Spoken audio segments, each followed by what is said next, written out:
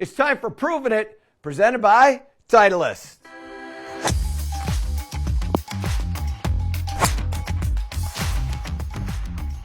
All right, so I've been asking you to get those swings to me. We're working on helping you improve your game so that when you go out to play in the springtime or even next week, you're going to play better golf. And you get those videos to me. We're going back into the screen here because you know why? Alan sent me a video, and I want to show you what Alan's got going on. This is a really good golf swing. We got a little bit of a problem, and I want to show you exactly what's happening. Now, as we watch Alan's motion, what you're going to notice is he's got a little stick going through the belt loops. This is a wonderful drill if you've got the club traveling a little bit too much inside in the backswing. Well, Alan doesn't have that problem. Now, he may have had a problem and he started doing this drill and he stopped it. But the problem is he's continuing to do the drill and it's creating a little bit of a flaw. Now, what I want you to see is what the flaw is. So I'm going to draw this club shaft plane going back up here. All right, now, as we start to take this back, what you're going to notice is that club kind of hovers, and when I say club, I'm talking about the club head. It's kind of hovering around that shaft plane line, which is excellent. In fact, very, very good position right here. This is wonderful. Club head and hands in the same area. That's excellent. So the club is really, and the swing, Alan's doing exactly what he wants to do. In fact, the club is moving up quite nicely to the top of the swing. I might like to see a little bit more depth in that swing because the club is a little bit short.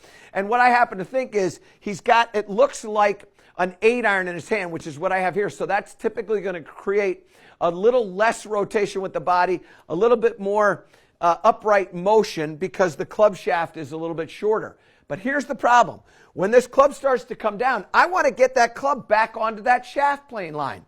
And what we're seeing is that when he starts to bring the club back down, now there's a reroute over the top. And in fact, the head of the golf club is nowhere near that shaft plane.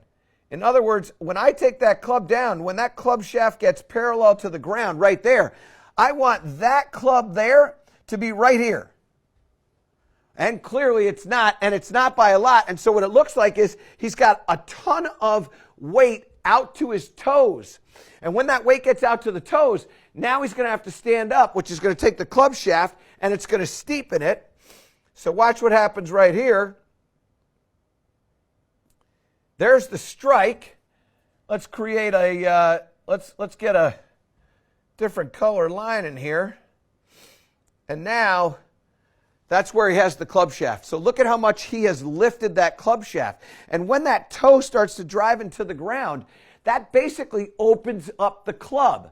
I know that's hard to understand, but when you take the club and you drive the toe into the ground, you in effect open the club face. Even though the leading edge is square to where you want it to go, because the toe's in the ground, the ball's going to deflect out to the right.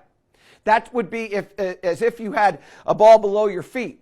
And when it's below your feet, it's going to tend to zip out to the right-hand side for the right-handed player. It's going to go towards the toe. Much the same way as if we had the strike with the ball above our feet, that would create a little bit of a hook. Even though the leading edge is going where you want it to go, because of the way the club face is made relative to that leading edge, that would start it left. Well, this is going to start it right.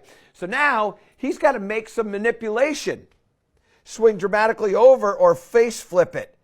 And you can see how he's face flipping it there. Let me get all this stuff out of the way. You can see a bit of a face flip. So here's what I would tell you, Alan. First thing, we got to get rid of this thing that you've got in the belts. I don't want that. I don't want you to use that drill anymore. You've been using it and it's done a great job. We got to change it. Now, here's the second thing that has to happen. As I said before, we need to get this club shaft or club head to start to work down or flatten. And the way we flatten is by taking the forearm and rotating the forearm. So when we start to take this club and make it move into the downswing, I want you to feel like that Titleist right there, that logo, I'm going to point up to the sky as I start to come down, and I go into that fashion there. And what you're going to see is, and I'm going to shoot a little tape of this club will now flatten out and start to go under. Now, let me set the video to tape this. Here's the 8-iron. And what you're going to see is how that club starts to shallow out. Now, let's hit that pause button. Now, what I want you to look at here is, and this is a really important little maneuver, the maneuver of shallowing out. So there's the blue line now. So the club goes back. And again, I've worked really hard in my golf swing to keep that club head near or on that shaft plane line. So that's a pretty good position, right? So now we start to move this up to the top. The body starts to turn fully. Very, very similar position to what we've got Alan in. Very similar position right there. In fact, let's bring Alan up, because why wouldn't we? And let's bring Alan up to the top of the swing right there. Those positions are relatively similar. But now watch what happens as I start to go into the downswing. So now we go over to here, start to drop down. Look at where the head of my golf club is. Look at how the head of the club right there is already behind. I'm going to shift this over to yellow now.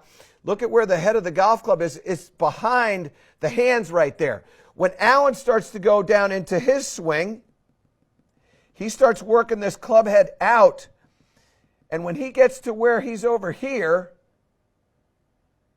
that's basically the position that he's got it in there. Look at the difference in the forearms. Look at the difference in the club. Look at how steep that is versus how I'm shallowing. Now when I start to come down over here, the head of my golf club gets onto the shaft plane line right there. So in that spot right there, my club shaft is right on the shaft plane line, and I don't have the club parallel to the ground. In Alan's situation, he never gets the club shaft on. In fact, the club head is coming down right through his ear. It's right in his ear right there. That's steep. I've got the club shallowed out, and now the club, in fact, as I was doing it, I overdid it. And now look at what happens when this hand's going this way. Look at how the club head now, when it's parallel to the ground, is pointing out to the right. When Alan gets his club shaft parallel to the ground, his club shaft is pointing over to the left-hand side, which is going to create the pull. So when my club comes into the ball, now I'm coming in from the inside. And now what I want to do is I want to go over to the front, up to the front, because what I want you to see here, and this is an important one. So let's get up here, Gibbsy, because this is important for everyone to understand. So what I did was I had that club face shut. When I got the club face shut coming from the inside, and you can see that I was having that club head come from the inside. Look at all the side spin I got there. I got almost 1,700 RPMs of draw spin. What did that do? That makes my 8-iron have a little draw. Greg, I don't know whether you can pull up that shot that I just hit a second ago, but what you're going to be able to see, look at how that started at the target and spun over to the left-hand side. And that's what happens when you get the club from the inside. It starts to shallow out. So what I want you to feel is I want you to feel this forearm rotating. When you start to bring the club down into impact, I want you to shallow this forearm or rotate this forearm. So we go like this. That takes the club and it throws it down, which allows the club head to come from the inside. Let's see if I can do that again and hit another little draw here.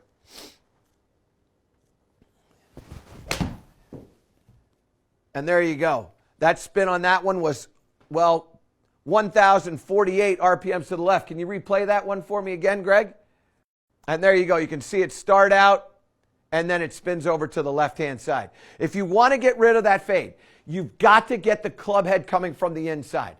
And you need to be able to do that by getting that forearm at the start of the downswing to just turn or rotate towards the trail side. So if you're left-handed, we want it to rotate towards the trail side. Right-handed, I want it to rotate towards the trail side. And when it rotates toward the trail side, that's going to take the club shaft, it's going to flatten it out, allow that club to drop underneath the plane. You'll start hitting some draws and you'll start getting some distance. That's Proven It, presented by Titleist.